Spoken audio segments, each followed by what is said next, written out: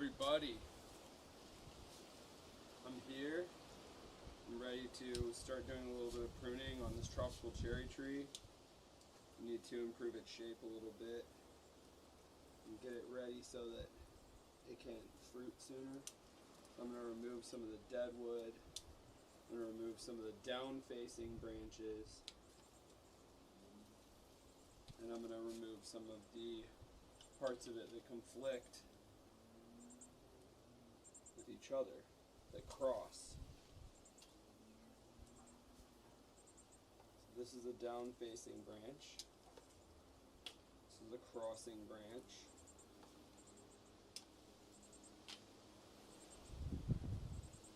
Crossing branch. Deadwood tip.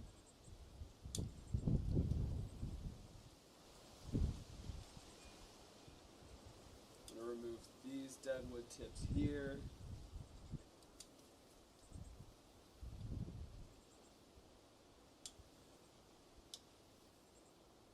And I'm actually going to set up the camera so that you can see the cuts a little better as I'm pruning this up.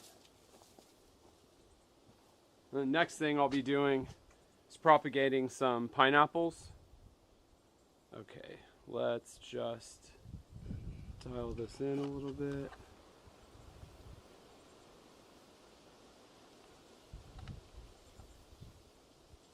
Okay, for a minute.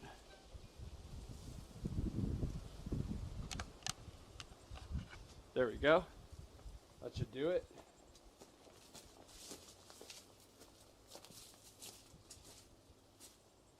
Okay. So I'm just going to clean the shape up here. This is a deadwood tip, we're going to remove that. And just set everything aside for composting later.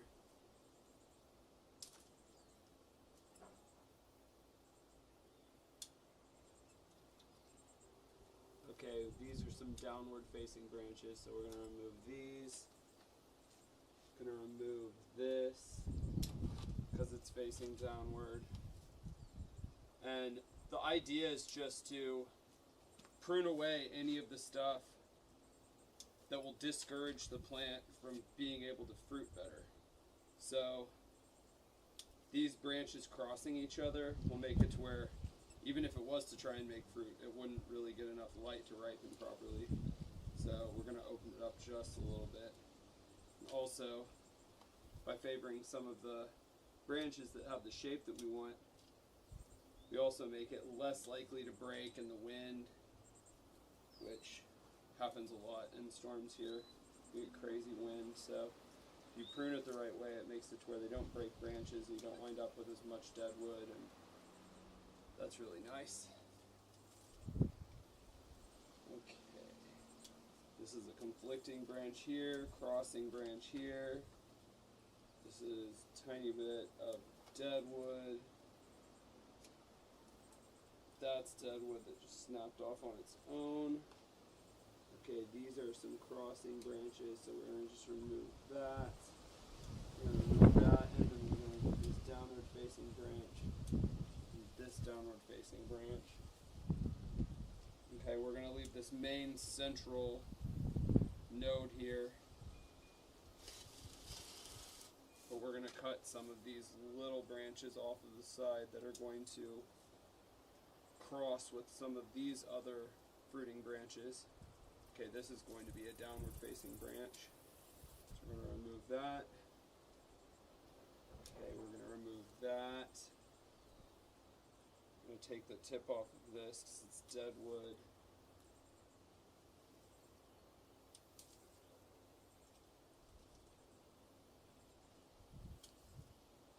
Okay, there we go.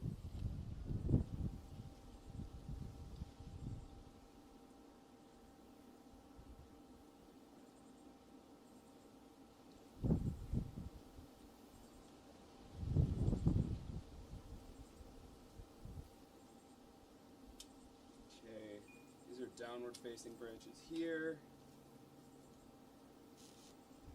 Okay, all of these little branches coming off of this main central stem we're going to remove. So they are conflicting with other fruiting branches here. This is a crossing branch. This is deadwood. Okay, this is a crossing branch right here.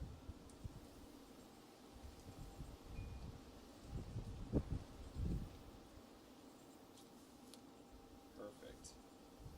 Okay, now we're going to go in and prune back a couple of these little branches that are crossing here.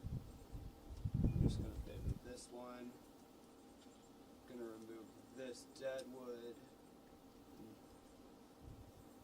this deadwood over here, and these little crossing branches. Deadwood there, a little bit of deadwood and crossing branch. Okay, and I'm actually going to remove this tiny branch right here to give more energy to this main central core so that this makes more cherries.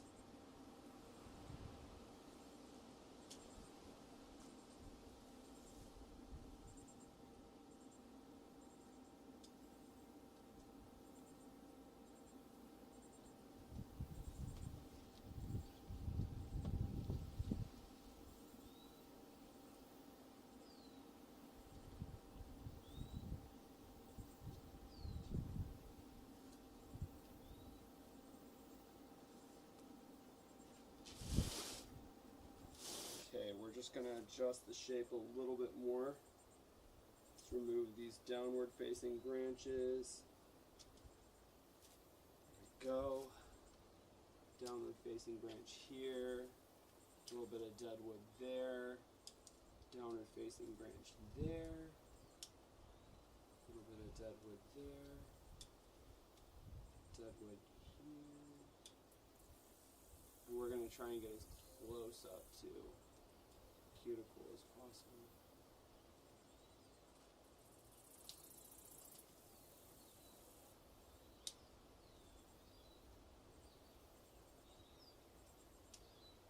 There we go. Alright. Just let it focus on this main central stem instead of some of these conflicting branches. I'm going to prune this one back since it's going over towards these branches. Okay, and then this little area right here. Okay, I'm going to just go ahead and remove this whole branch. Lighten up that space a little bit. There we go. Okay, remove some deadwood here.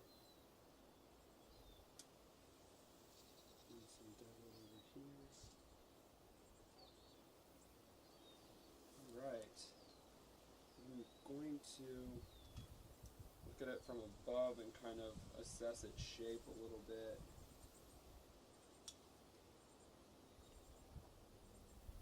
Okay, so I'm going to just take a little bit off of this side.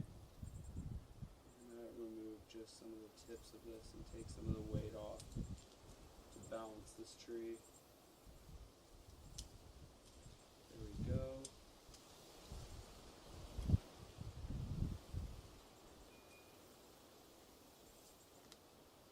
Okay, let's go ahead and do the same here. I'm gonna just basically give it a little haircut, take some of the weight off so that some of the branches don't sag and they stay a little bit perkier and are better to hold fruit with. There we go. Okay, take these little pieces of deadwood off. Go.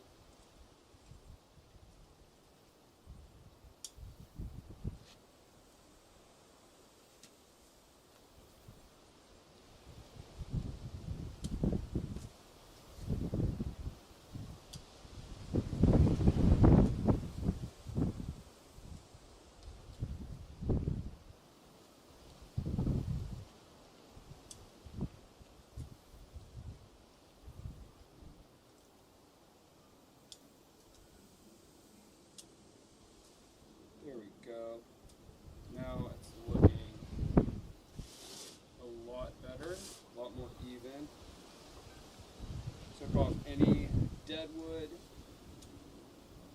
any branches that were crossing each other, and making it to where other branches couldn't get light. And then also just snipping some of the tips of these to make it to where some of the main fruiting branches of the future will not be sagging downward, but will actually be standing upright, have a nice shape. This is also a little close to this other one. I'm going to go ahead and snip this one. Okay, there we go. Just leave one of those branches. Tiny little bit of dead wood here. I like to try and go around in a circle like so, and look at it from different angles, so that sometimes you'll catch a random downward facing branch that you didn't see from another angle, or sometimes you'll see a piece of dead wood that you couldn't see from a different angle because another branch was blocking it. But this is starting to look very good.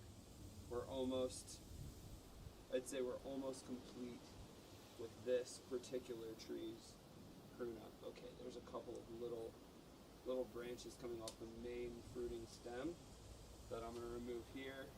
Same thing here, there's one little piece of deadwood, and then there's one small branch that won't be a good fruiting branch. That is another one like that. Okay, this is a conflicting branch.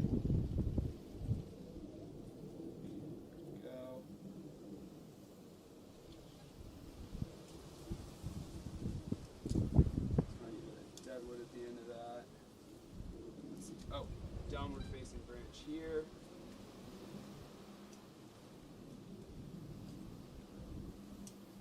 And downward facing branch there. Perfect. Okay. Cool. It's looking much better. Give it a little 360 so that we can make sure to get any of the spots we missed. Okay, there's a downward facing branch. This one will be a crossing branch in the near future. Let's see. That is a downward facing branch there. That is a downward facing branch there. That is a little bit of deadwood on the tip of that.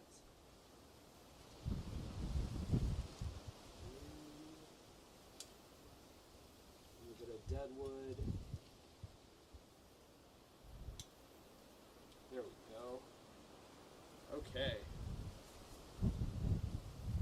It's a very nice Eugenia. This is a type of tropical cherry. This one is commonly called red stopper. Very pretty tree, especially after getting a haircut like this. It'll flush out a bunch of this bronze colored and sunset colored foliage, and it's really nice. The fruit is tasty. It's a very nice tropical cherry. Okay, there we go. We'll just give that a little snip there to remove the deadwood. One piece here. Okay, check it out. Looking much, much cleaner.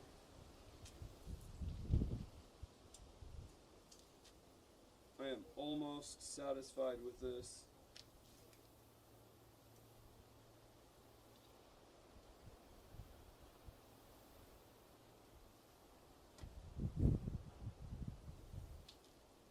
Okay, there we go.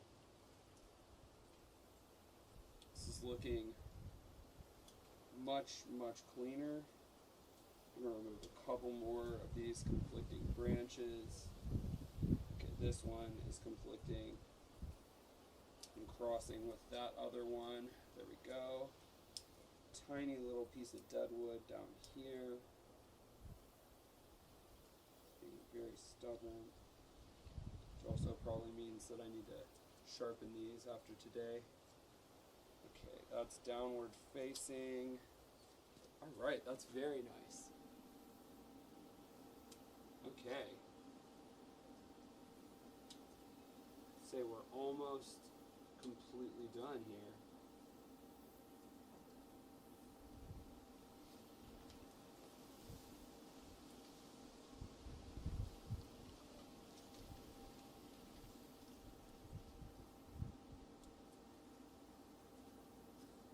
Okay, look at that.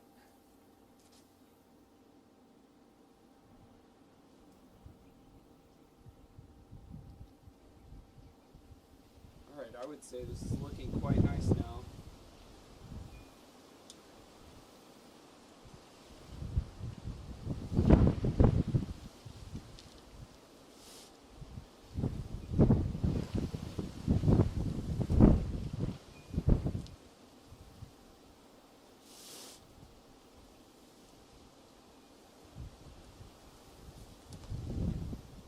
Couple tiny little pieces of dead wood. We're almost there though. Home stretch for sure. Tiny, tiny little adjustments here and there, and then it'll be done. And then I can move on to propagating purple pineapples, and then I have this gigantic set of dragon fruit cuttings that I'm going to propagate as well.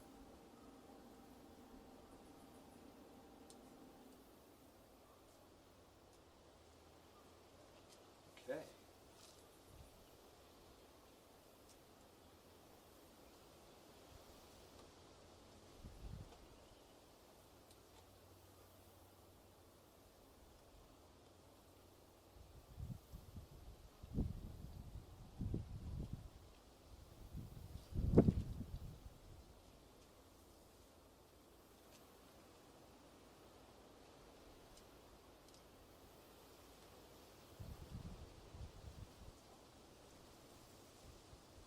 There we go.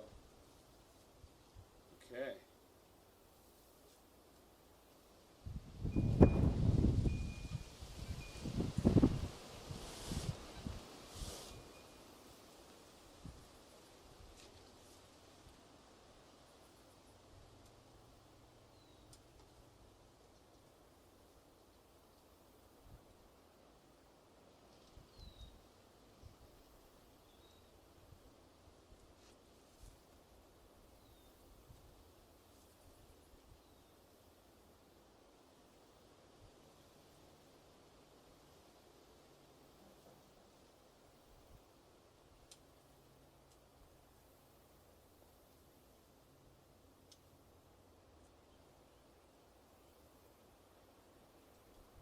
Alright, I think that does it.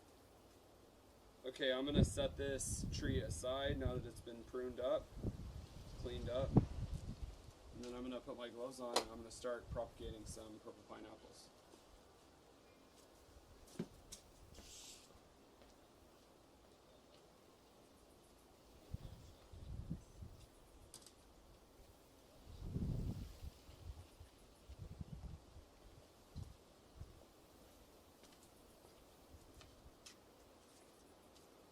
Okay, next thing that we are going to do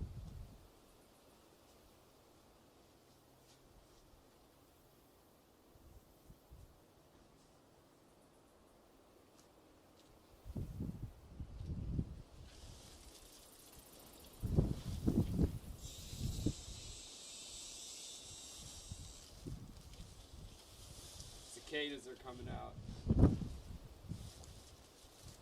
Alright, there we go.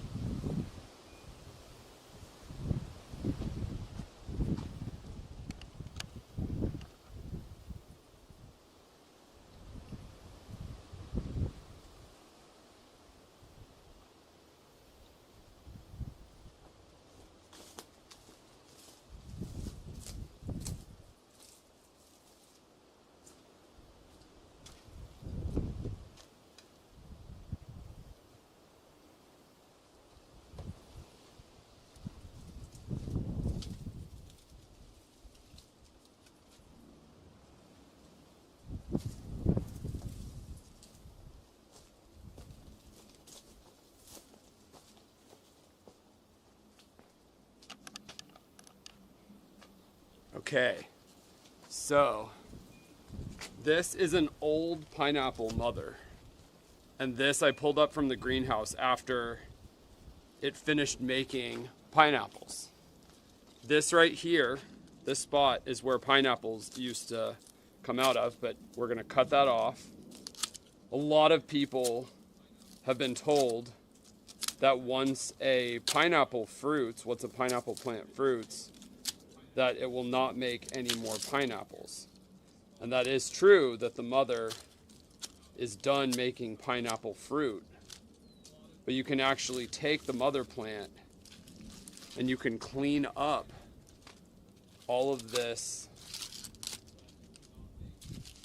stuff that looks kind of grungy will come right off and peel off like a banana. And you can see that the mother plant's root ball is still very much intact, and she's actually made pups that you can remove, and they'll have little root balls as well. And so you can actually turn her into multiple different new pineapples, the same way that you would with like a spent banana plant.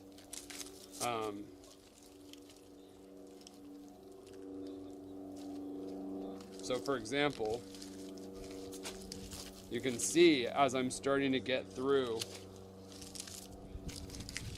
as I'm getting through some of these old spent leaves, you start to see that there are these root balls that can be removed. And these are separate plants. So this plant will actually come off of the mother. There you go.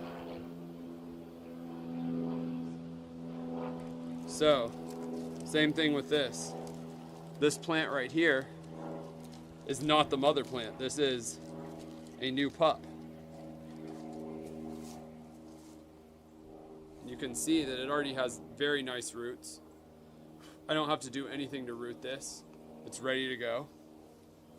So let's pot this up. And let's pot the mother back up too, because she will make another pineapple. And she will make more pups. The thing I have to do is I just have to remove all of this dead stuff and then replant her root ball. And she already has an extremely developed root ball, so she'll make very nice fruit this year.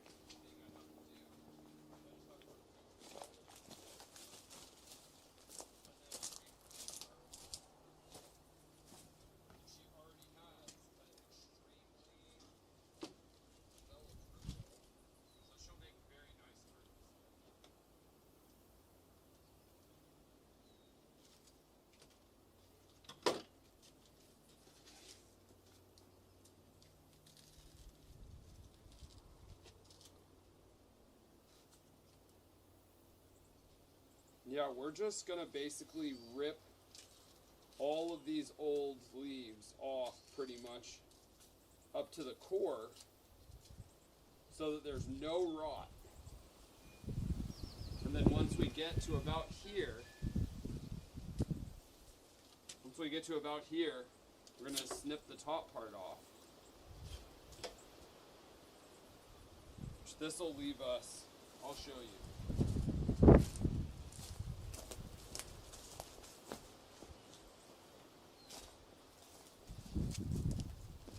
So once you get done removing a bunch of these old leaves off of the old mother pineapple plant, you can start to see that there's clearly a living plant in here, and you're just gonna snip it back until there's no signs of brown or rot. And that tip is just white. So there you go. We've done it.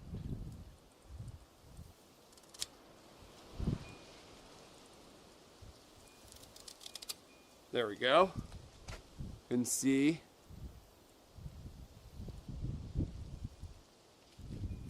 that we're ready to roll now. So this one will get potted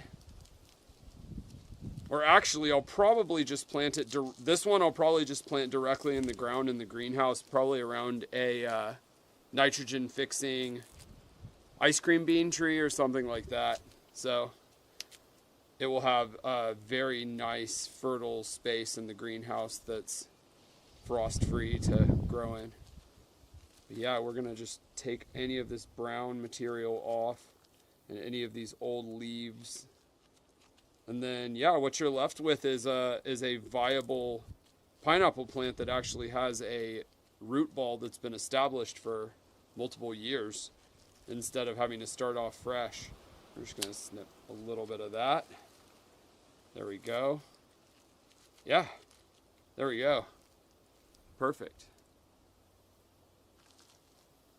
So this will get planted with this little brown area with the new nodes planted above the ground. And then this area right here where the roots are down will be planted in the dirt.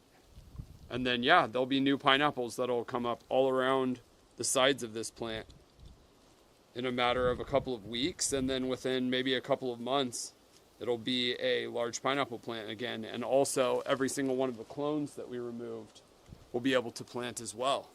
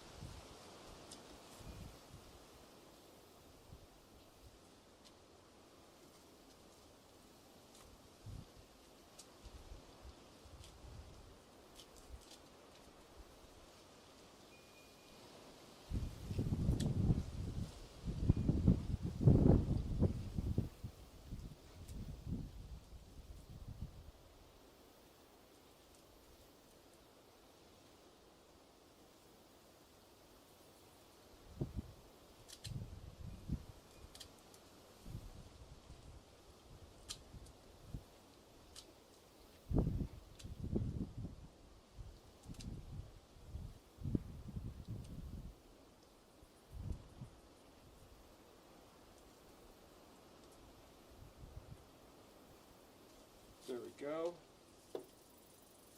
Okay. Then we're going to do the same thing with this old spent mother pineapple plant.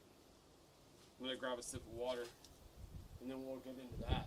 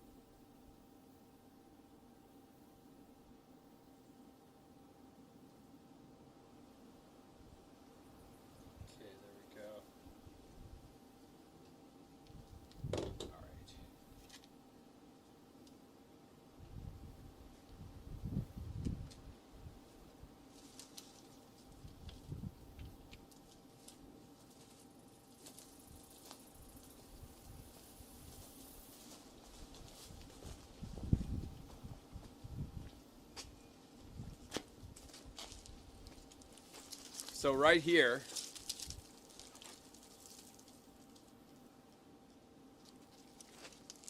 this is another example of a spent mother where it looks completely beat up. So I totally understand people thinking, oh, this is done and it's not going to make fruit. It's already made fruit. This was the spot where fruit came out of.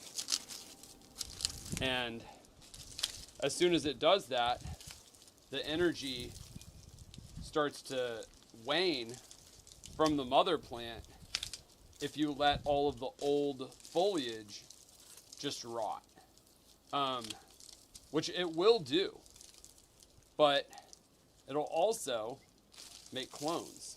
So like here we go, it has made this clone, This is a very nice, healthy purple pineapple. And it's already rooted it for me. I don't have to do anything to root this. It's done. But yeah, we are going to plant this. And it will make an extra of this type of plant, which is one of my favorite types of pineapples. But this mother, we can also save. All we need to do is just remove a bunch of this dead material and start to strip it down to its core. And then once we do that, you'll see all of the live nodes. Sometimes you'll even find more clones as you're cleaning it up. And that's always really nice. There's been a few times where I found mother plants where they have tons and tons of clones on them. That's always very lucky. But this one may just be one or two. Either way, it's great to break them down like this because it makes it to where you can reuse the mother plant. And a lot of people are under the impression that the mother plant of a pineapple, once it fruits, it's done. And that is just simply only true if you don't do the act of reviving it. Which is pretty easy, actually. Just takes a little bit of patience to go in, and usually because a pineapple is a bromeliad, it'll have all these little pockets where dirt collects over the season, and especially in a situation like mine growing, which is like a forest floor underneath a bunch of tropical fruit trees, it'll start to collect dirt, and that dirt will make it to where parts of it will rot after the fruit is done, and it won't have the energy to fight back itself. But if you remove all of the dirt and all of the rot and you cut it back like this, see, we're starting to get to the core. And once you get to the part where it's just clean, healthy material like this, and you remove a bunch of the trash material from around that, it is ready to make new pups off of this old root ball that's very well established. And pineapples are interesting because of the fact that they're a bromeliad, and bromeliads typically in the jungle collect water in their little pockets of their leaves that go up towards the center of the plant. So they usually have a pretty superficial root ball that's not very big and doesn't go very deep. It's very shallow. So getting it to grow roots is usually not a particularly easy thing.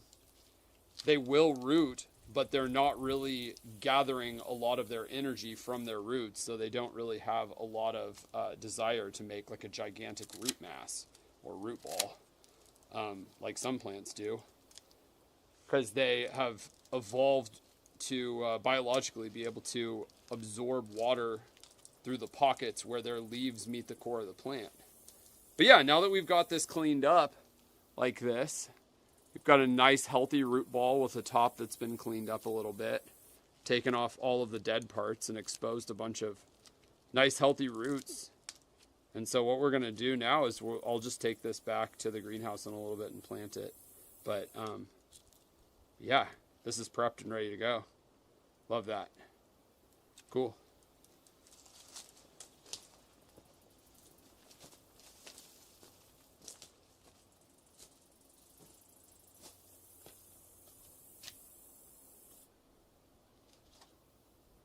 These look great.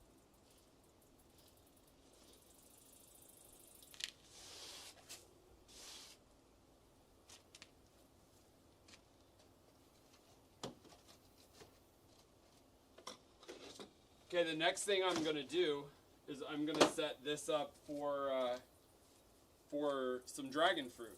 So I'll just set my water aside a little bit.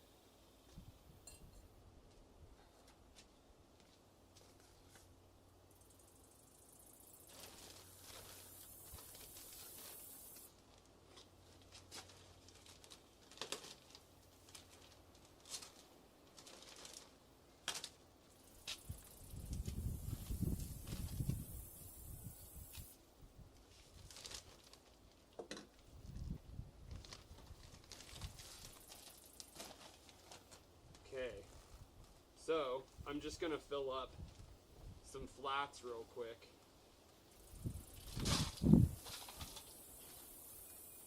With some potting soil.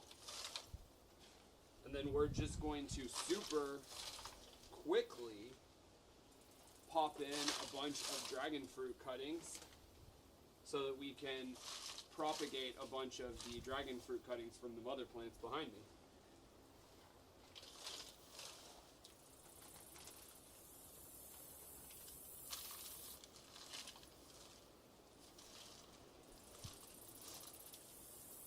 There we go.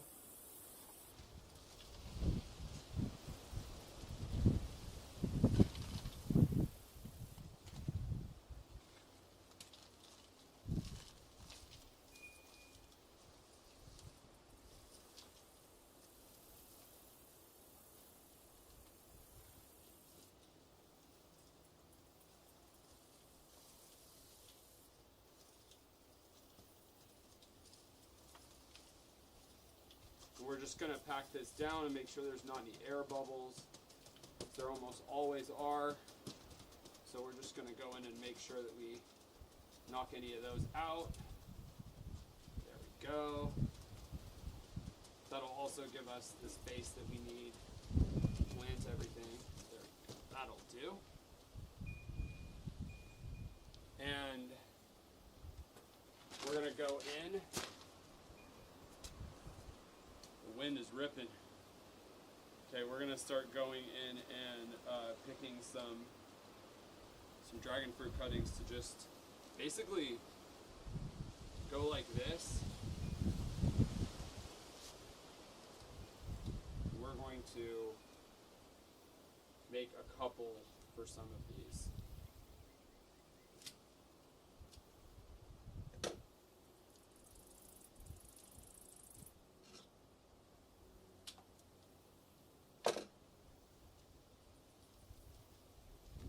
There we go.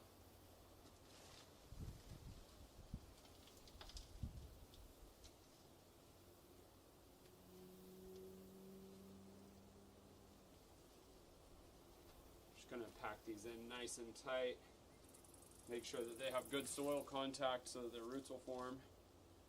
And then just going to go in and make a bunch of these.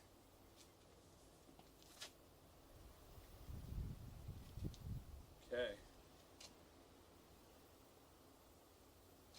Yeah, this is a gigantic pile of dragon fruit that I harvested. There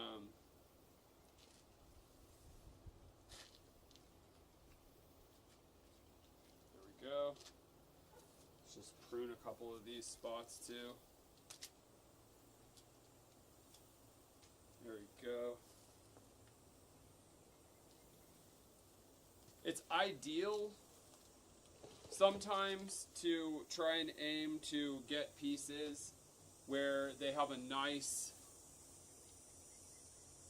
pointed end like this that's a smaller cutting, but that's not totally necessary. And you can really you could honestly just take a dragon fruit and lay it sideways if you wanted to, and they'd be fine. They would root. A lot of these actually started rooting in this bucket while waiting to be planted. So they started throwing off aerial roots, which is very common for dragon fruit. And I can show you what they do. So like, yeah, here we go. Like the end of this dragon fruit started making roots, aerial roots, which is fascinating. Dragon fruit are epiphytic. They're an epiphyte, which means that they make aerial roots, and in nature, what dragon fruit do, because they're a tropical epiphytic cactus, is they will crawl along the jungle floor sideways, like they'll fall from the tree. Once a mother tree gets really big, the branches get so big that they droop, and they'll break off sometimes in the wind, and the branches will clone themselves. So what they'll do is they'll root in the ground, and then they'll start crawling along the ground until and growing along the ground until they'll hit a tree to climb, and they'll climb up the trunk of the tree, and then drape down from the canopy of the tree. So they're non-parasitic though, so they don't harm the tree, but they do climb up the tree and use the tree as a support, which I find really fascinating. So yeah, it's pretty cool. Dragon fruit are very interesting and unique. Love planting that. I'm gonna remove the green growth from some of these that started to form too, because we want to actually just get it to grow fresh, new growth. These are all a bunch of random cuttings from unnamed varieties that are very good. They're good enough to be keepers, but yeah, these are nice. I made a bunch of cuttings the other day on stream, and yeah, these are the results of that. The wind is picking up. If the weather turns on me, I might have to stop the stream, but I will go as long as I can.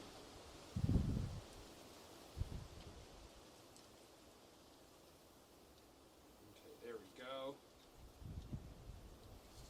This one doesn't have a nice little elongated tip like some of the other ones to make it stick in the ground really easily, so I'll have to make sure that it's in there properly. There we go, I think we're good.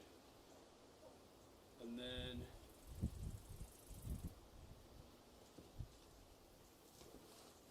okay, let's find another one.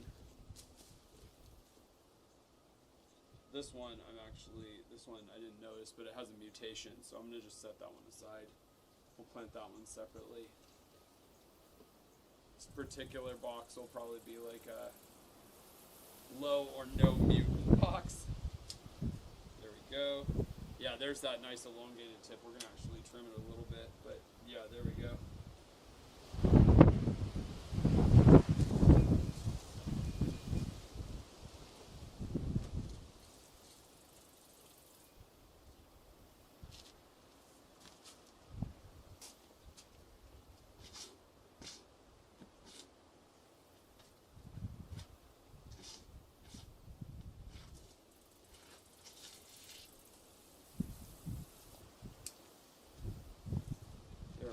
That looks great.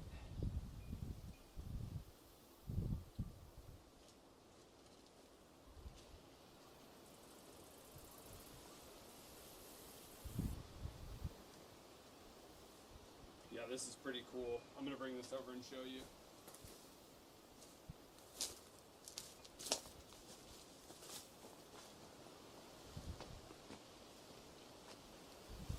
So yeah, these are the aerial roots I was talking about. The wind is picking up. It's kind of making everything go crazy. But yeah, these are some of the aerial roots I was talking about, where the dragon fruit branch will drop from the tree that I was telling you about, and then it'll hit the floor of the forest, and its roots will sink into the ground, and then it'll grow new growth out the end and crawl along the jungle floor until it finds a tree to climb, and then it'll climb up and then droop down branches, and that's when it'll fruit, and it'll make lots of seeds and also new clones of itself.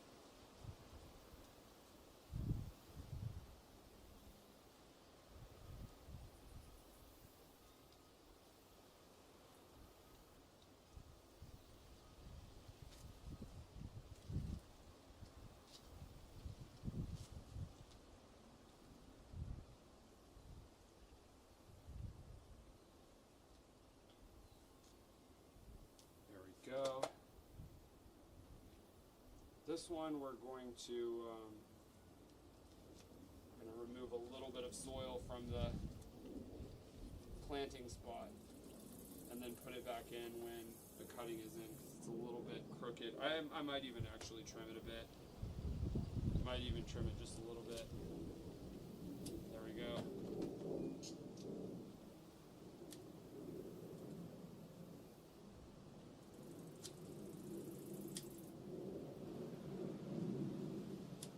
Perfect. There we go.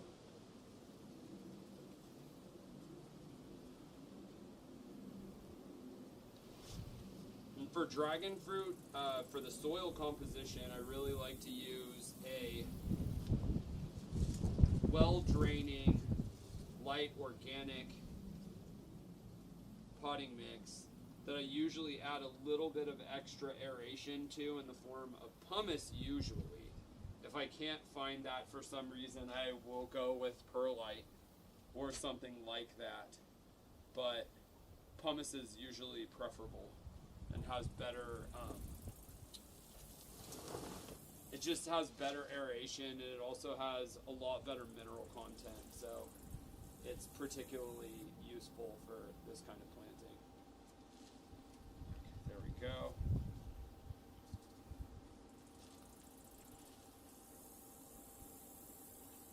Okay, this one, going to trim that off and make a spot for it right here. Some of these are really easy to plant because they have those nice, they have a thinner tip that's hardened.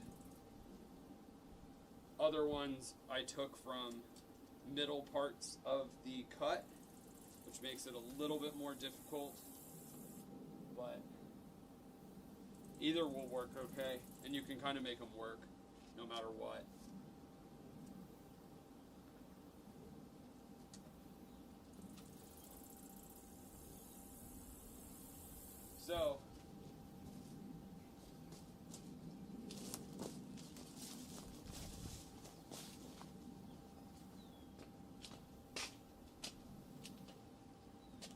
So here's another interesting fact about planting dragon fruit. Oftentimes, when people are asking me questions about how to plant dragon fruit, they'll one of the most common questions that they'll ask me is they'll say, how do you know which side is up when someone sends me a dragon fruit cutting? And one of the easiest ways, if there's not the indication I was telling you about, which is the thin cut that's been hardened off, or they've marked which direction it is, that's obviously easy. You can usually wait until new green growth is growing. And the direction that the hormones are pushing out of the plant will typically tell you, because the new green growth will shoot out in that direction. Also, if you wait long enough, the aerial roots will start to form on the cut end that is most likely the one that was, facing downwards towards the plant and was the part that you should cut. I mean, you should plant. If you plant the other side, that's not the part that was facing down on the plant. Like if the mother plant was flowing like this, and the person took a cutting here, for example, this part growing roots would let you know that this is the part where it was flowing from. This is the side that you should plant down in the dirt. This is pointing upward. This new green growth will let you know that the hormones in this plant are going this direction. You can also, on some cultivars like this type, the spikes will point in the direction that the new green growth is going, and the opposite direction will be the side that you plant down in the dirt. That's just one way to know if it wasn't marked by the person who sent it to you. These I took from my own garden, so I'd know either way, but that's a really easy way to know the difference between which side's up and which side's down for when you're planting. You could plant the opposite end and it would probably root, but it would just grow really weird.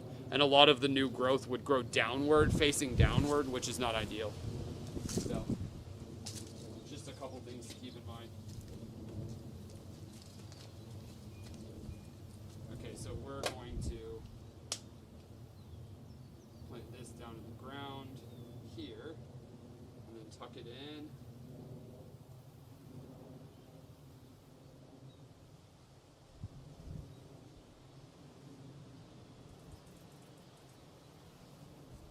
Okay, I'm gonna grab a sip of water real quick, and also just test to make sure that it's also broadcasting on YouTube.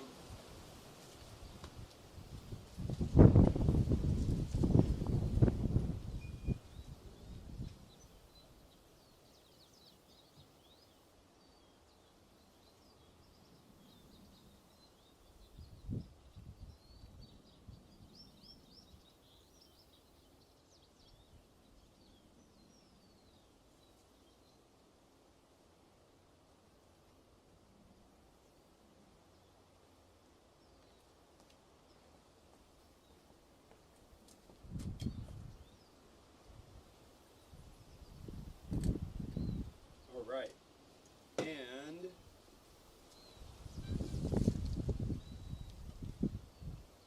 let's just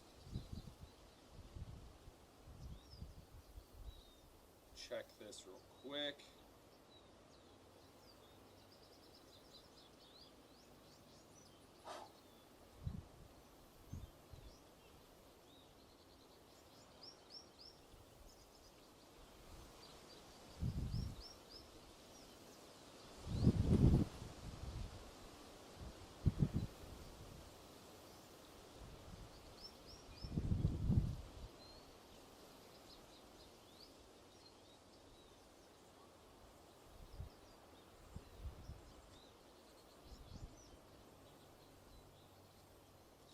There we go. Okay. And I'm going to, there we go. Cool, the YouTube link is working this time. The last time that we tried to simulcast, there were some technical difficulties, but looks like I've got the YouTube link working and everything is functioning, so that's awesome. I'm going to finish planting all these up. Let's see. Let's find some good cuts from this gigantic pile. Ooh, this is a good one. It's a very nice mother plant of some of the, this looks like one of the purple haze. I can actually tell on this one. Looks great.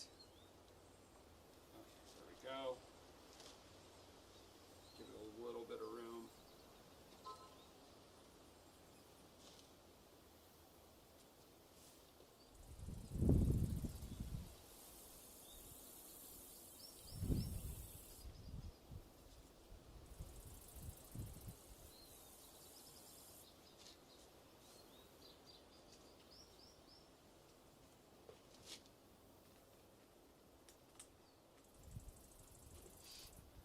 My farm cat is up in a peach tree behind the camera. Dude, what are you doing? You're so silly. What are you doing, Hannibal?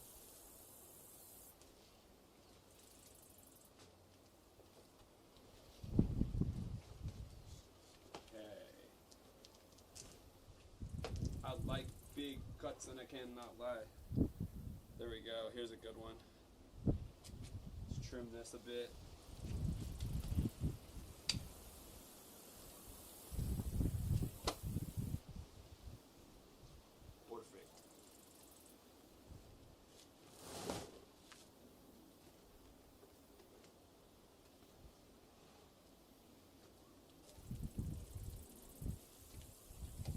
This one I'm going to trim the end of it a little bit. Hey Hannibal.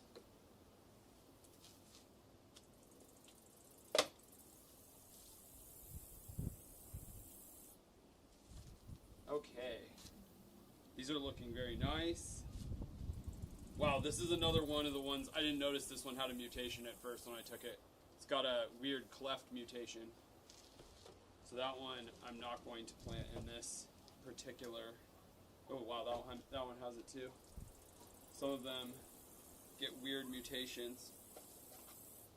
Usually happens after we have a lot of sunstorms, which we've had a ton of this year, so makes plenty of sense.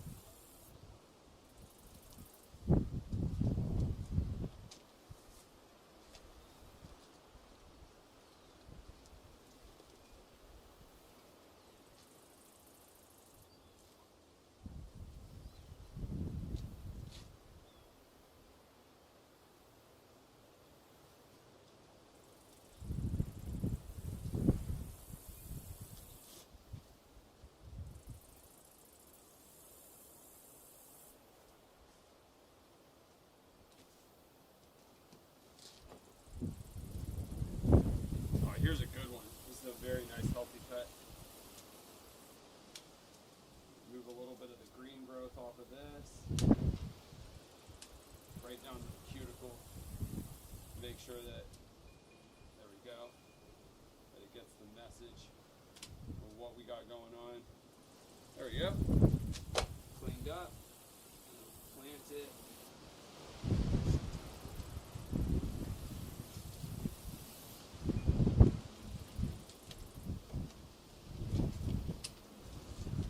Smaller cutting of one of the purple types.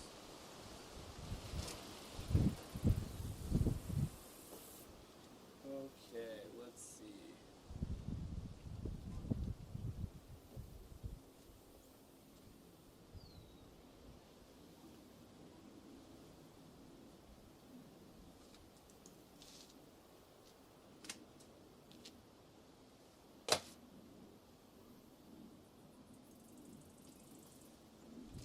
Gonna clean up these little side growths there. Okay, cool.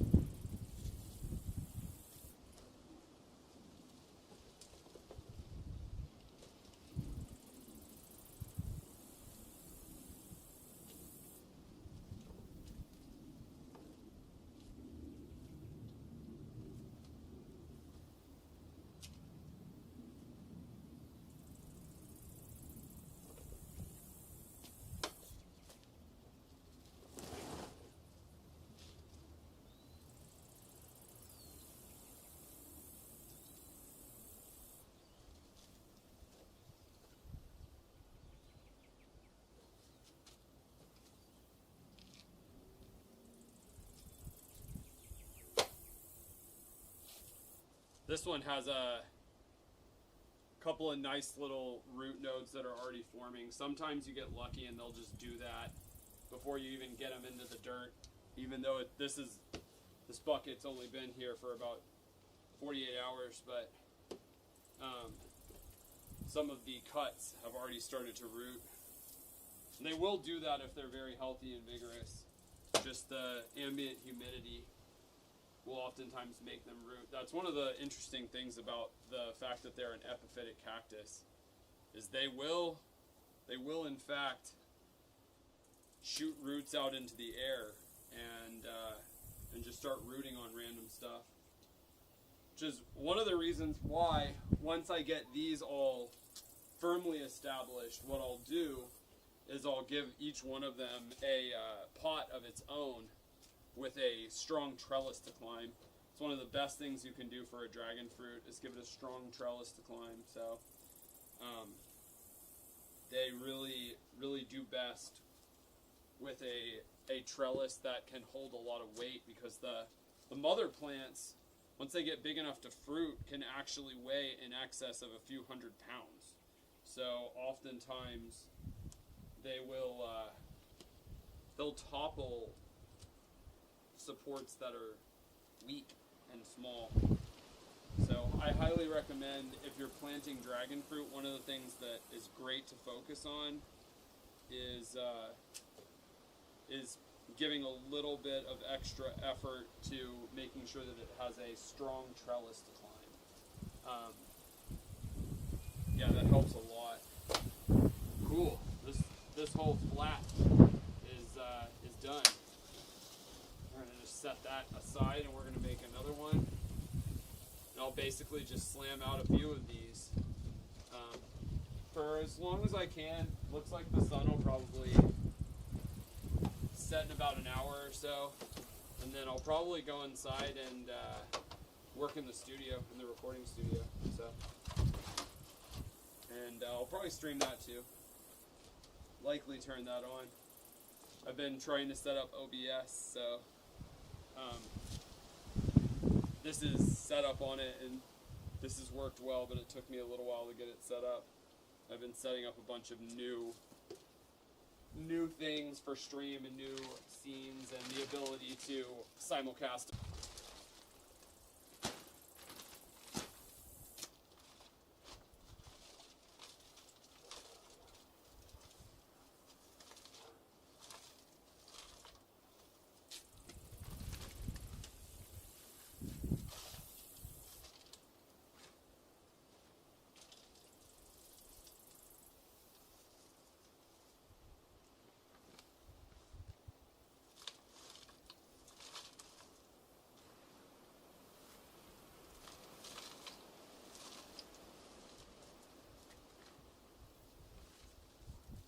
So when I'm starting dragon fruit, I usually will not go super heavy on the soil. I won't put a ton of extra fertilizer or anything like that in it. You do want it to be nice and balanced. And then my main thing is just that it's organic and has good aeration. That's primarily the thing I'm concerned about with dragon fruit when they're young, is that they get enough air in their roots.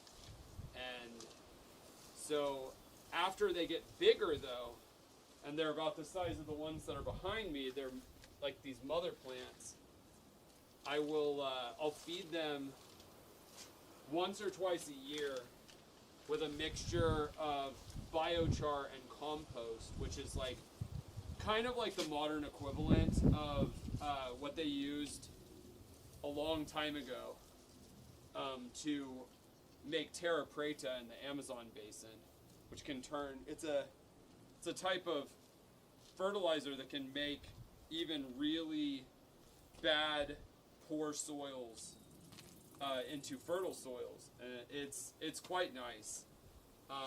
It holds moisture really well. It holds nutrients really well. And anytime that you feed it, it holds on to that. Like, it doesn't run off any of the nutrients very much. So it's ideal for building soil. So I'll do a combination of that, and then I'll oftentimes couple it with something that's a low nitrogen, high phosphorus feeding. One of my favorite store-bought types is Organics Alive Bloom, and that's a great choice because it has no nitrogen and high phosphorus, high potassium. So it works really well for dragon fruit because dragon fruit oftentimes will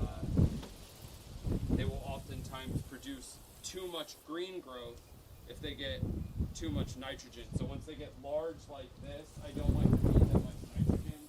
I like to just give them phosphorus and potassium to make it to where they are jump started into making more fruit versus sometimes making a lot of green growth and not fruiting very well if you don't do that, and if you don't follow that little rule about them. They're interesting in that way. If they still have a lot of nitrogen present, they tend to not fruit as much, and they tend to kind of go into overdrive, making a bunch of the green growth and vegetative growth.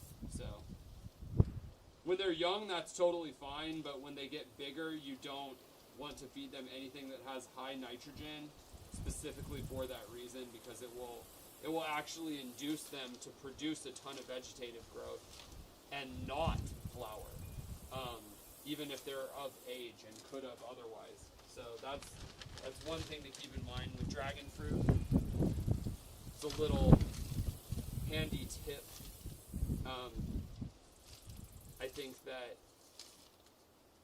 I think that on the years where I've done that religiously and have always stuck to that, I've gotten a lot of dragon fruit. There's been a couple years where we got a little bit overzealous with the nitrogen feedings on some of the mother plants, and they just made tons and tons and tons and tons of cuttings, like buckets and buckets of cuttings, versus what I want, which is them to make a lot of fruit. So.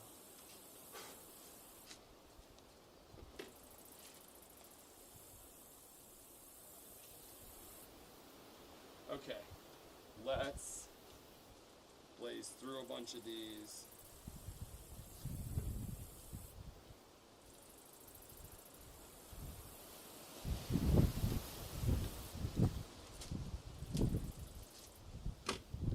Pretty sure that I'll be able to finish these other two flats before the sun goes down. We'll see. It's a little bit of a challenge, I think.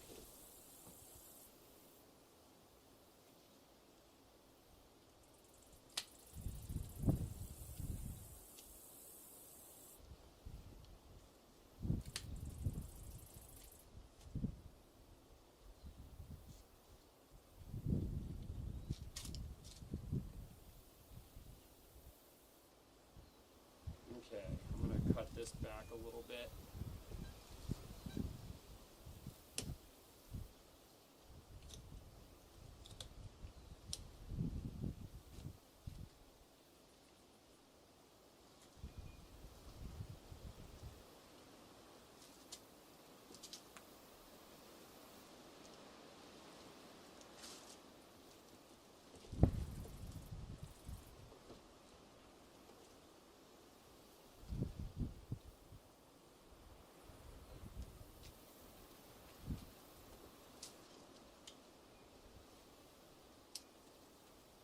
Okay, looking good. We're just removing any of the excessive green growth to promote them to root more.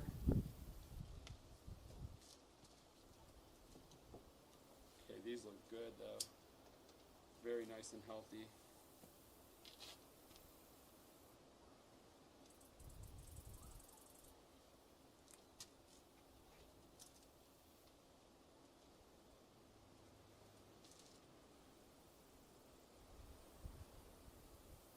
Okay, so this one I'm going to have to follow the lead of where the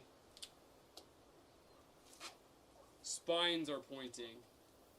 And this one should be pointed with this part down because the spines are pointing out like that.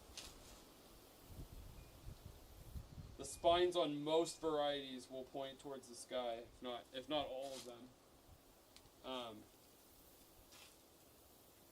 It's a good rule of thumb for when you're planting a bunch of dragon fruit.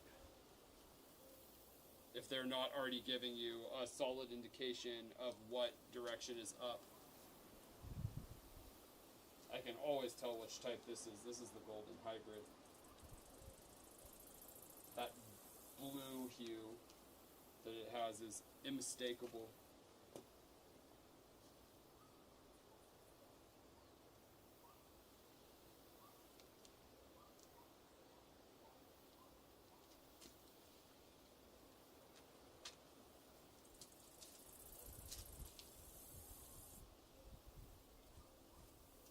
Wow, cool.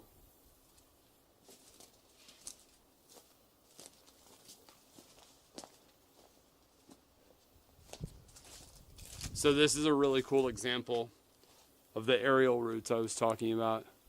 So this dragon fruit cutting has made a bunch of aerial roots.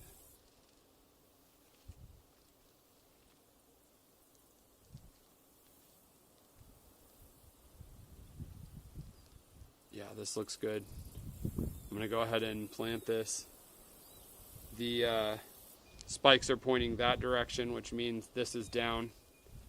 But yeah, these aerial roots will be great for it to climb its trellis and stuff whenever we give it that.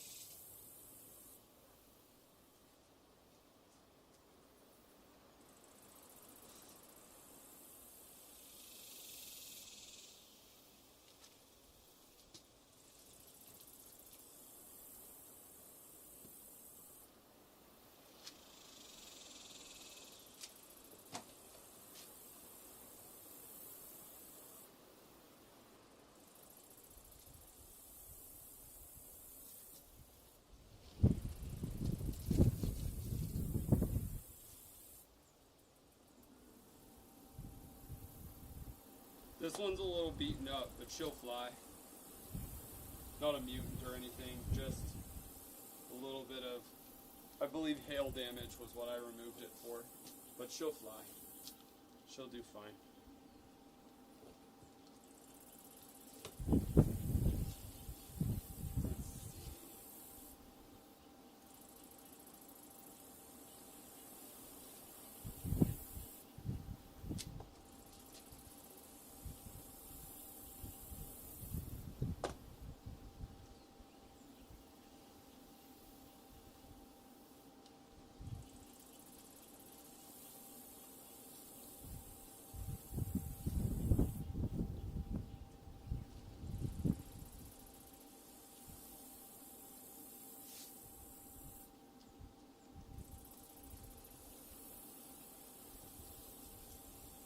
Sometimes you get lucky and they're just real easy, like that, or like that.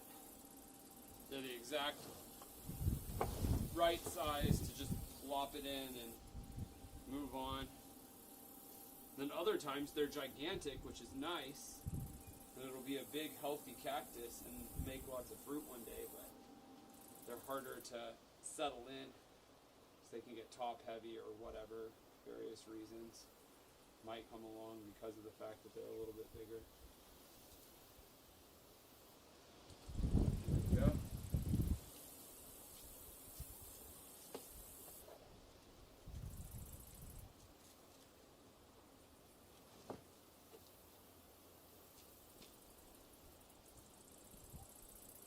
This cutting actually is 2 cuttings.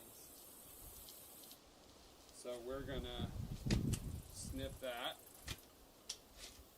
remove the cuticle, snip the tip of that, and is ready to rock. Ready to be 2 pieces, not just 1. Okay, perfect.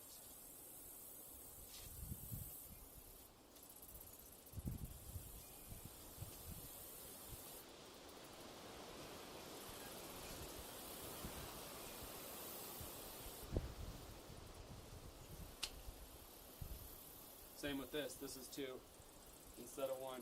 We got a 2-fer.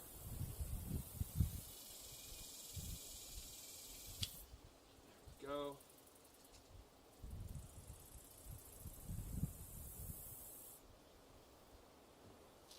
Actually, I'm gonna not do that one. That one didn't look as healthy. This one looks fine.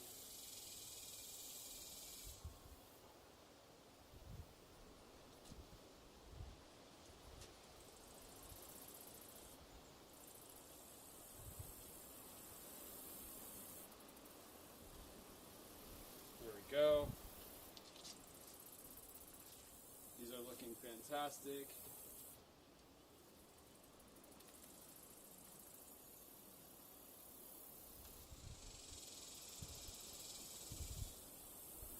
Oh, and also Streamlabs, Tangia, and a couple other things are available for you to be able to write things on the screen and ask questions, so feel free to do so, and I will see them broadcast on the stream. I have chat over next to me, but I can't see it super well, but I can see the Streamlabs and other stuff a little better because it also pops up on the stream, so, and it'll be read out loud on the stream. But yeah, super chats and Tangia on Twitch, but Super Chats on YouTube will be automatically read on stream. But yeah, you can ask any garden questions and stuff that you have, and I'll do my best to answer things or just talk and chill and whatever. Or just hang out and lurk in the background, which is totally fine, and just watch me do my thing. But yeah, I just wanted to mention that I added that functionality the other day so that people can talk on stream and stuff.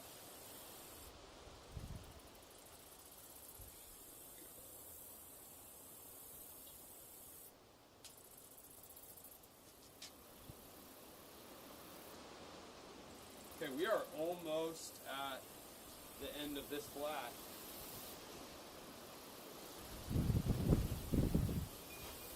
We've made relatively quick work of this, and it has gone pretty quickly to get all these to the ground, which is delightful.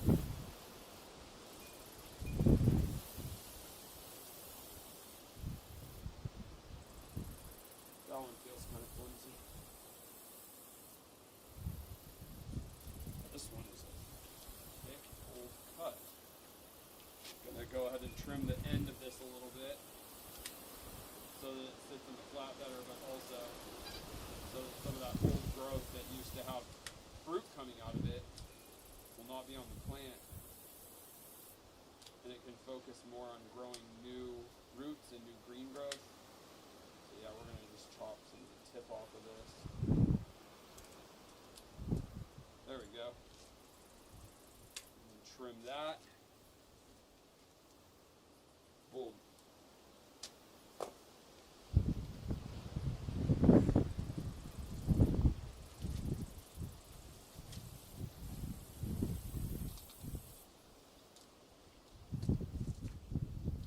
One other way to go about planting a large amount of dragon fruit like this, if you don't have flats like this, these are just flats that are nursery flats that I'm reusing.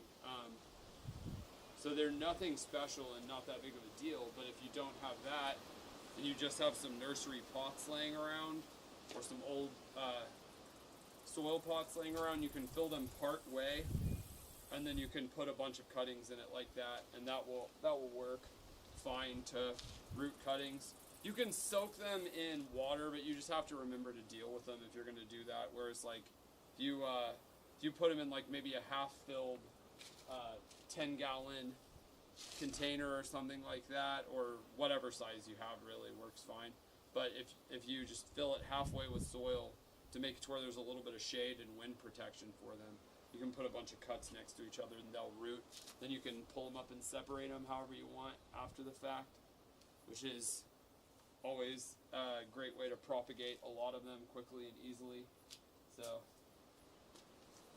that's one other method to mention as we're kind of doing this and knocking out a bunch of cuttings. I'm doing it this way because it'll make it a lot easier for me to separate them out and plant them later, which is always nice to make your life a little easier after the fact and make it to where in the future I won't have to do as much work in order to separate them and plant them up. So this is a great way for me to do it, and also to have an excuse to reuse some old containers that I have laying around. Ooh, the wind is starting to rip real good, and I'm gonna have to keep an eye on the weather. So they did say there was a small chance of rain today. Luckily, I've avoided it, but it very well may come randomly, and if it does, I'll have to unplug my camera and run inside so I don't damage any of the gear that we're broadcasting on. But yeah, I'm gonna basically go until about sundown.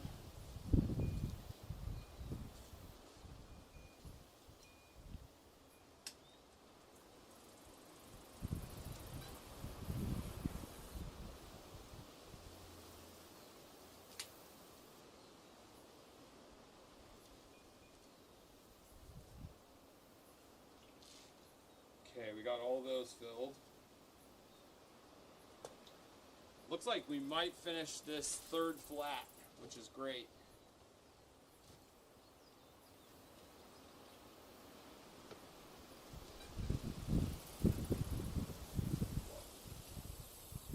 Yeah, the wind is really starting to pick up.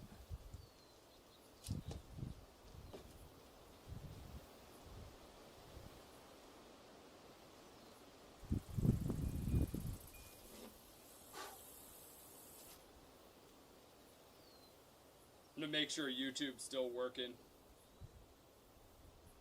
Cool. Yes, we are live. Fantastic. Good stuff.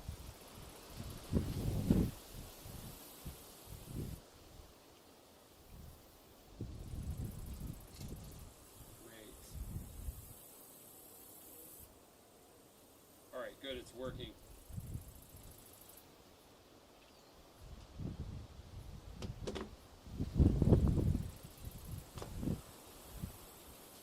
Okay.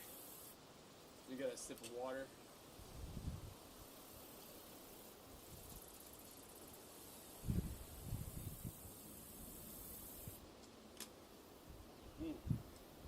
That hits the spot. Okay.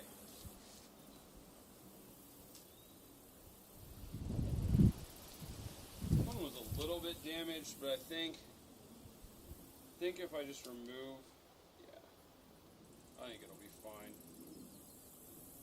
Yeah. I'm gonna just go ahead and believe in you. That one got bit by maybe like a snail or something. Not even 100% sure. Okay.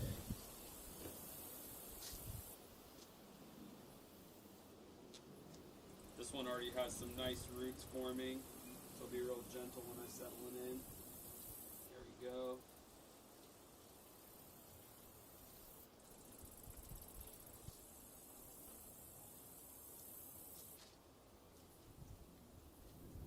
Okay.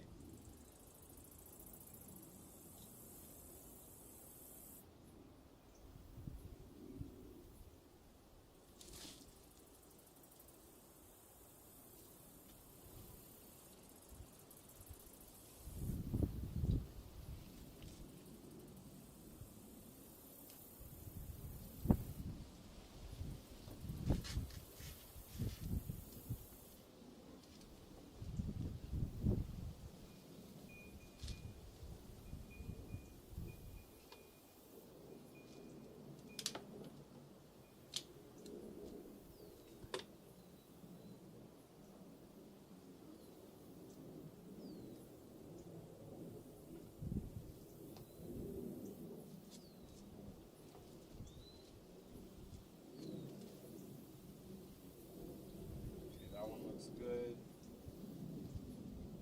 Don't really need to trim anything off that.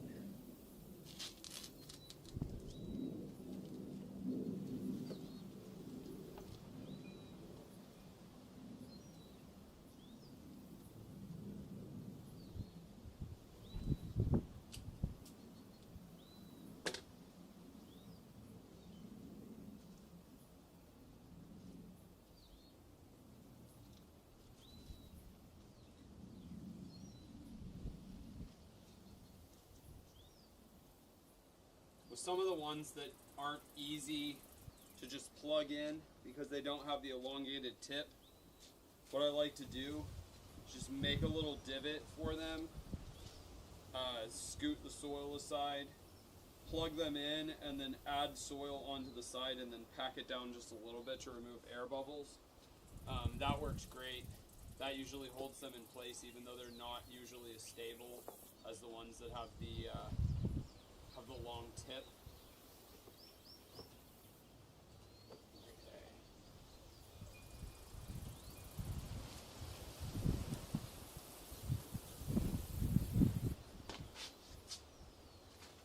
Squash bug. Well, sorry fellas. We don't have any occupancy in the Dragonfruit Hotel. Sorry, fellas.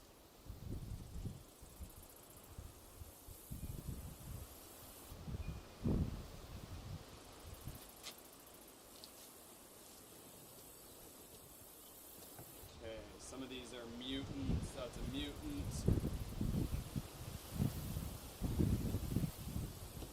Mute.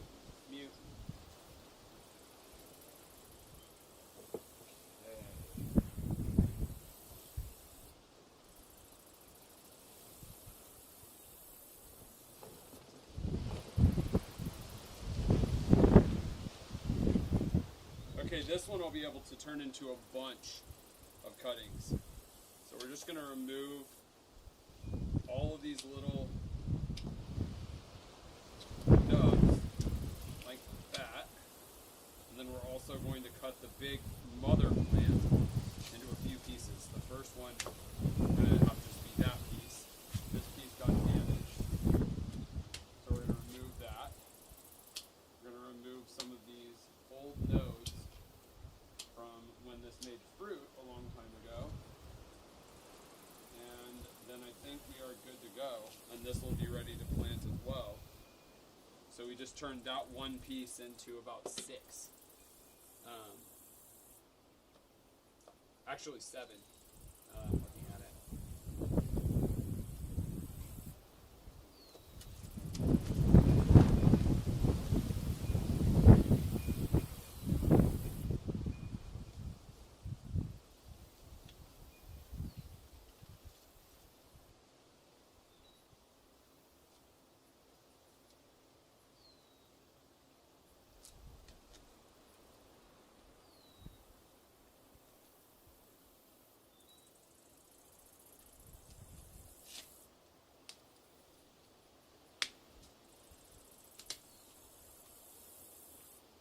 Okay. Just make a spot for it, plug it in, and then add soil around it, and then tamp down for this one. Because this one is a thicker cut that also doesn't have the elongated tip that some of them have that makes it easier to plant. So there we go. And with a bunch of these smaller ones, we're going to kind of just tuck them in like so. Make sure their soil is relatively level before planting, and then just kind of make a little divot for them and plug it in. The smaller ones are a little bit harder to get to stay where they're supposed to, which is why you have to pack it down a little bit, kind of make a concession for them. It's worth it though. You'll get an extra clone out of it, which is always nice, and lots of extra dragon fruit in the future, so it's not terrible. There we go.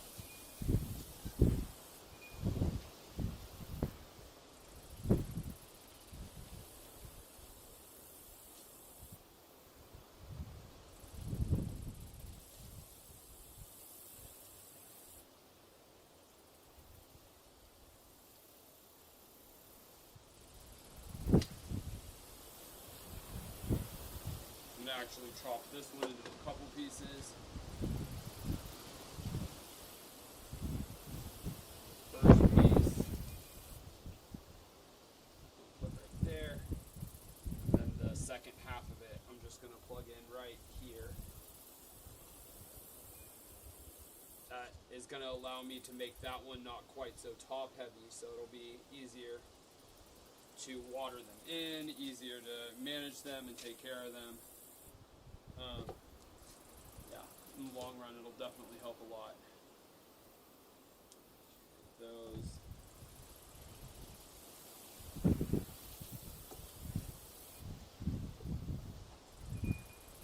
Okay, that one has a mutation. That one has a mutation. For this particular flat, we're not doing a bunch of we're not doing any of the ones that have mutations. We'll separate those and put them on a different flat. Probably tomorrow or the next day, depending upon what the weather allows for. But this is, these flats are going to be for ones that didn't show any particular mutations at all. Even after all the solar storms, they didn't do that, even though they were new growth that happened during the same time as a bunch of mutations did. So it's pretty interesting.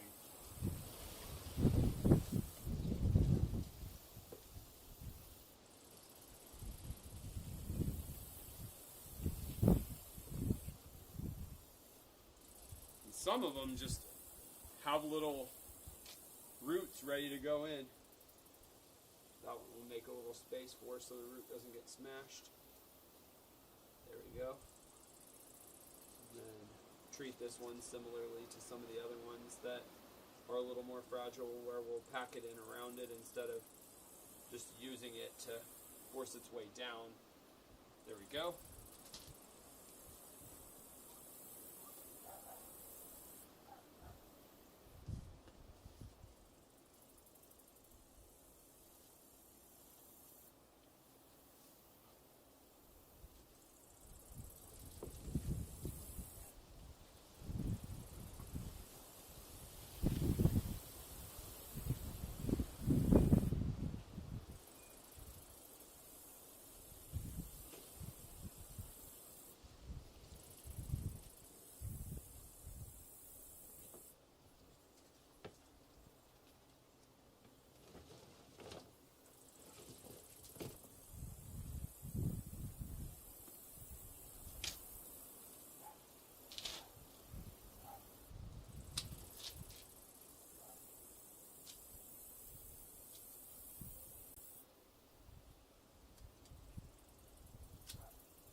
One with the bluish hue.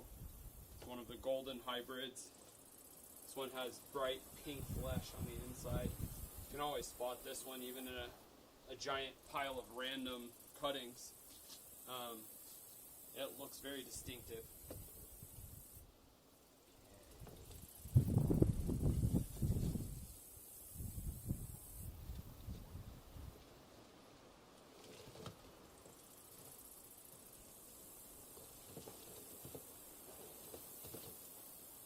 Actually making a pretty good dent in this bucket of cuttings. Let's prune up this big one.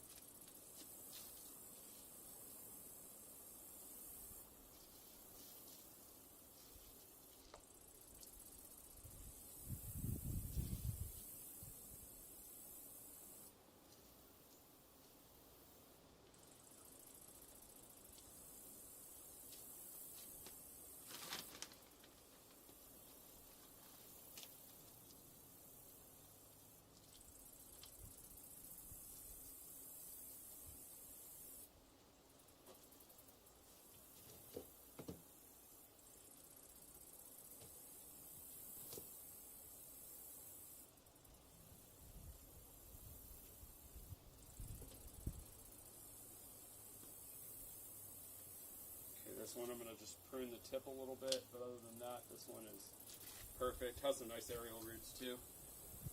Wow, only 4 more slots left. And then we're done with all 3 of these slots. Awesome. Okay, cool. We've got, let's find some good ones for the last few and start off. This one. Trim that. Okay, that should work great.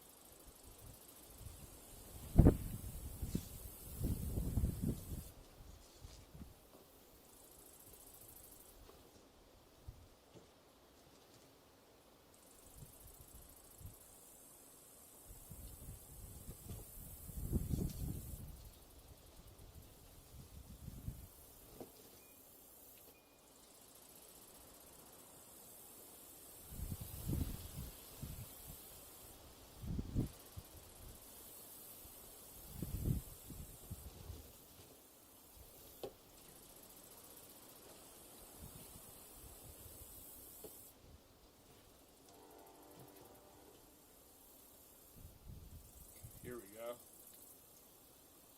wait, nope, this one has a cleft mutation.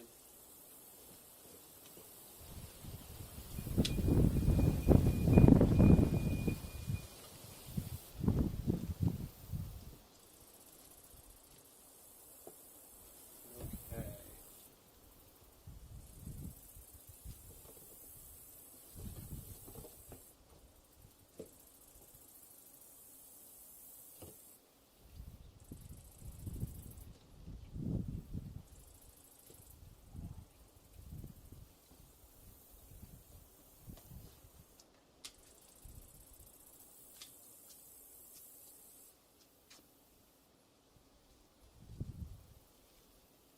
All right, one more.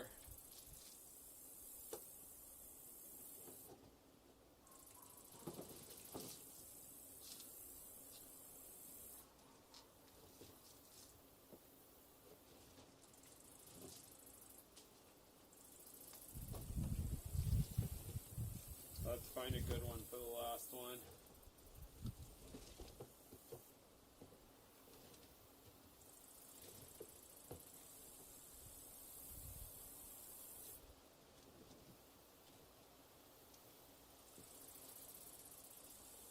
Here we go. This is a good one.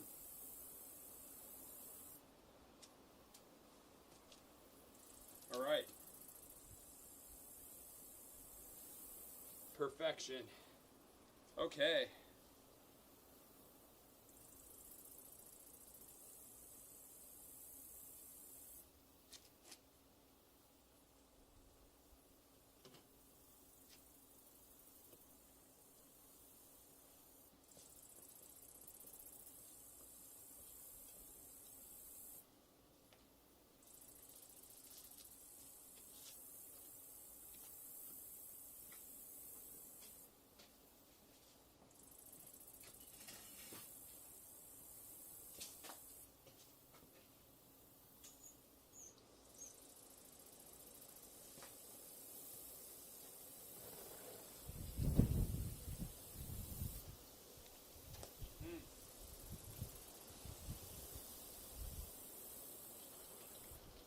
That Atamoya tree smells amazing. I just started up the hose so that I can water all these babies in, and we're going to do that right now.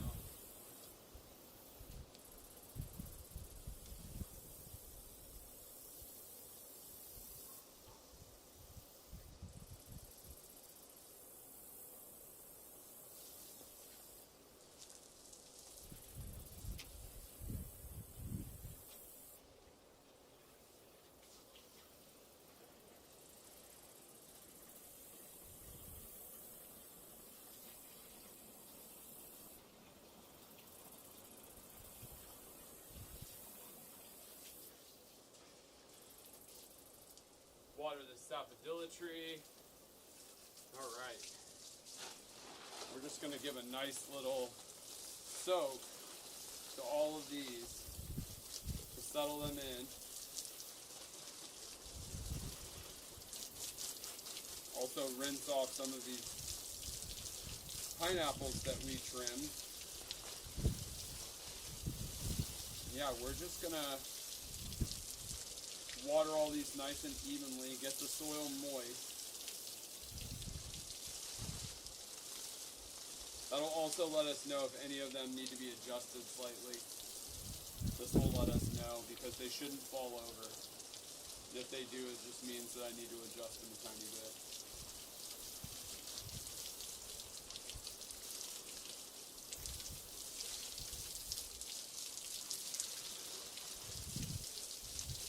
Very nice.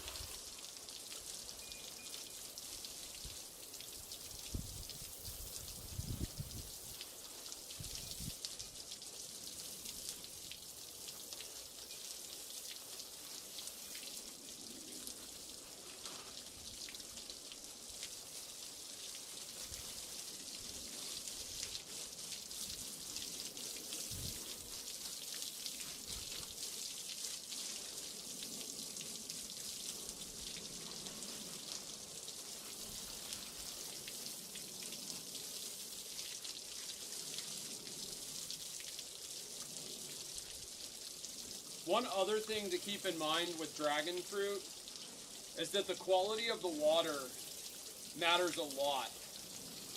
And I actually use a whole house filter for all of my garden stuff. Whether it be tap or rainwater, I filter all the water that goes on the garden so that for the tap, it removes all of the chlorine and the fluoride, the chloramine, all of that, and all the particulate. And it makes it to where dragon fruit are a lot sweeter because dragon fruit are very dependent upon the quality of water that you use when you're growing them in order to make good fruit. Because of the fact that they're epiphytes and that they make aerial roots, the quality of the air also matters. So if you live in a place that has high humidity and the air is very clean, then they will do much better and the fruit will be much sweeter. There's other things that you can do to increase the brix, which is the sweetness of any cultivar of dragon fruit. But one of the things that I highly recommend if you're going to grow dragon fruit is to filter the water if you can. If you're able to, either use rainwater or filtered water. And if you're going to use rainwater, you can also filter that as well. That will be good for it. We collect rainwater here and use it on a lot of plants, so it's a really great way to water things. There's plant available nitrogen in it from thunderstorms, from when the lightning creates it in the air and in the atmosphere. But yeah, it's really important. A lot of times people, when they've had dragon fruit from a store, they're underwhelmed by the flavor, and most of the time it's because commercial dragon fruit farms will grow dragon fruit using very poor quality water, and that affects the quality of the fruit. So that's just a little extra hint about dragon fruit. I'll water down some other plants that these cuttings came from as well.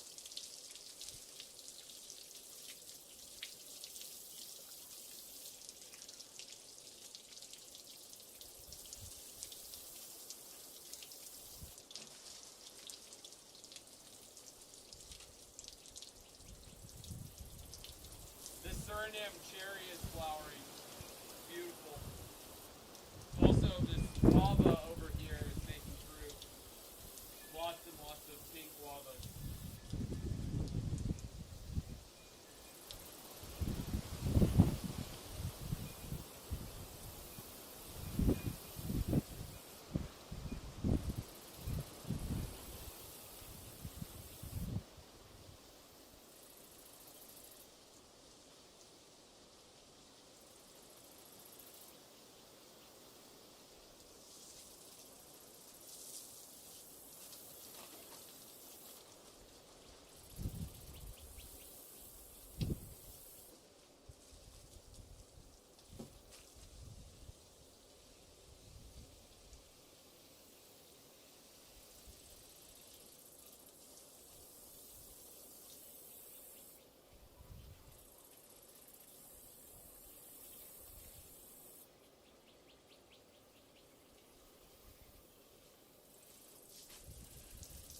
There's lots of almost fruiting sized pineapples over here in these beds.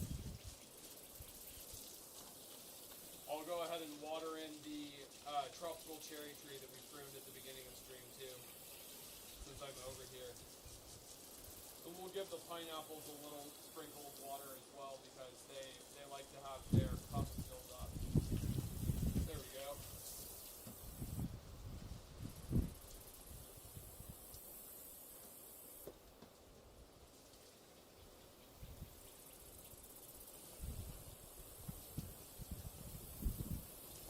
All right, now I'm going to go ahead and turn off the hose.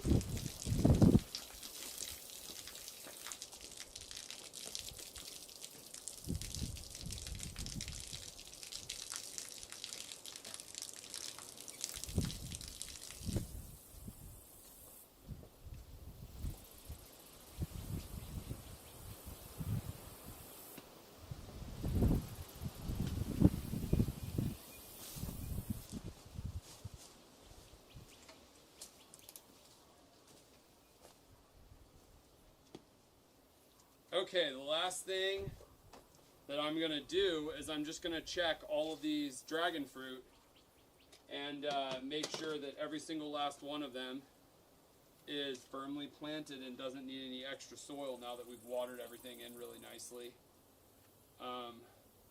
Everything looked like it stayed in place, with the exception of one or two of the very small cuts, which I will fix right now. But yeah, these look solid. Okay, everyone looks pretty good. Alright, this one is the only one that really fell over. We can fix that with a little extra soil.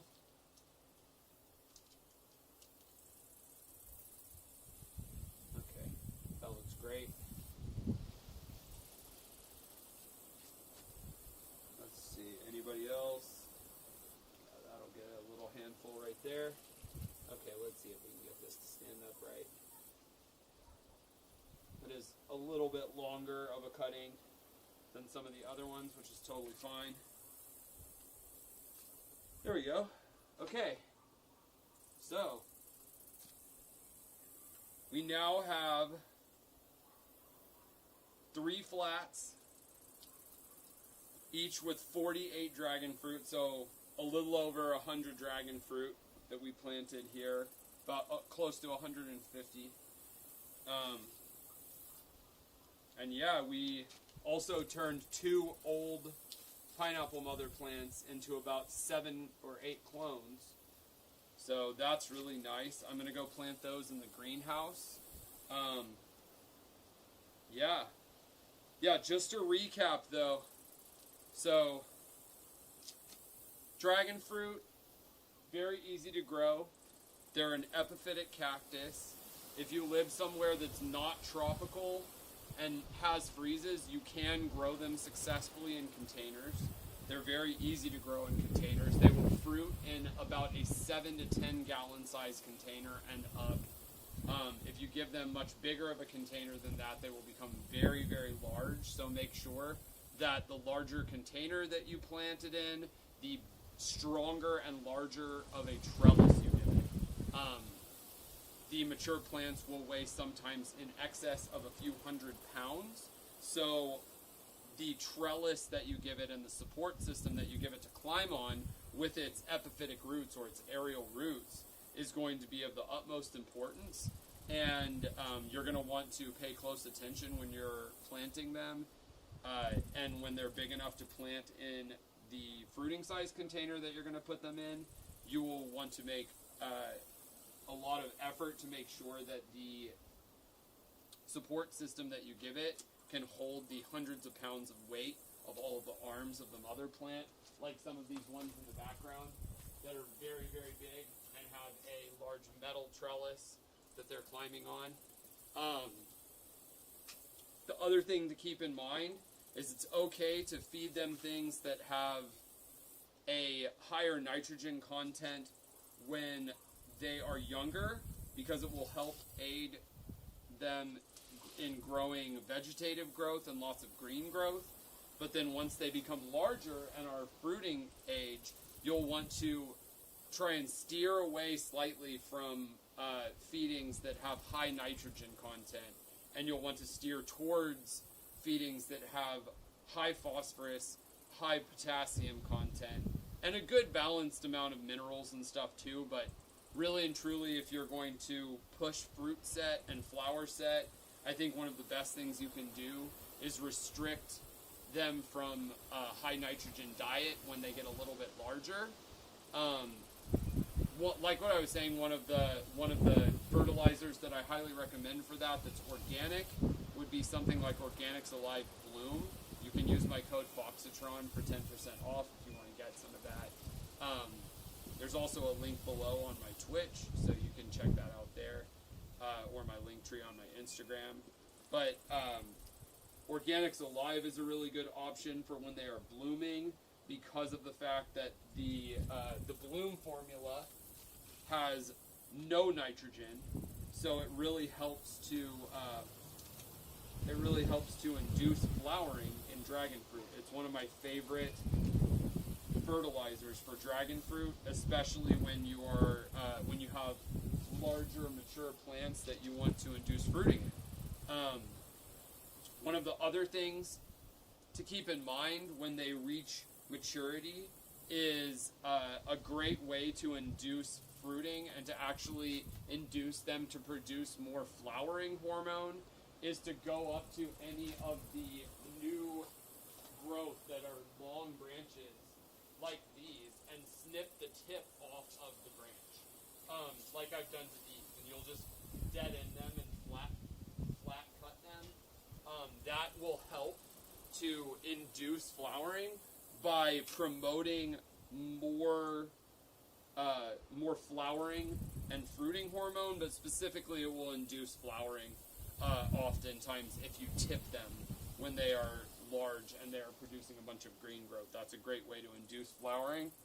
Let's see, what other things do I need to mention? Yeah, I think that pretty much covers it. They're very easy to root. You don't have to use rooting hormone. I would just use organic soil and nice clean water. You can add a little bit of extra boost to them if you want to by feeding them some things that have natural rooting hormone in them, like aloe, or a combination of things like aloe, yucca, willow, or things that have natural rooting hormone. You can add those to the water. You can make teas out of those plants and then add them to the water that you feed them when they're at this stage, and that will help induce extra roots and really get them off to a healthy start and really firmly root them in the ground. One of the other ways to give them a nice boost of growth is to give them some seaweed emulsion. When they get a little bit older, you can switch from seaweed to fish emulsion for a little bit more balanced food. That will handle a lot of the mineral needs and a lot of the needs that they have early on growing. It's a great thing to also feed it to them when they're a little bit bigger, but not as much. For that period of growth, once they get larger, I would just take them and feed them stuff that's low nitrogen, high phosphorus, high potassium, and then I would give them all of their micronutrients. I would give them through a combination of biochar and compost. The biochar will make it to where the fertilizers that you're feeding it will not leach out of the soil, and it will also make it to where it'll stay more bioavailable to the plants for longer. The compost will handle the micronutrients, and that pretty much covers the basics of dragon fruit. Any of the other things that you would like to know, you can ask me in the comments section, and I will be glad to address the next time that we do another round of dragon fruit planting or pruning, or we do our next garden stream. I would be happy to address that, or catch them live on Twitch and YouTube, and that is my favorite way because you can chat with me directly and I can talk back to you in live time and answer any questions that you may have. So thank you guys for coming and hanging out. The sun is kind of starting to set over here, so I'm going to go ahead and wrap up stream, but thanks for everyone who showed up, and I hope to catch you next time. I'll be doing these regularly, and I might be hopping on from the studio after this. See you later. Have a great day.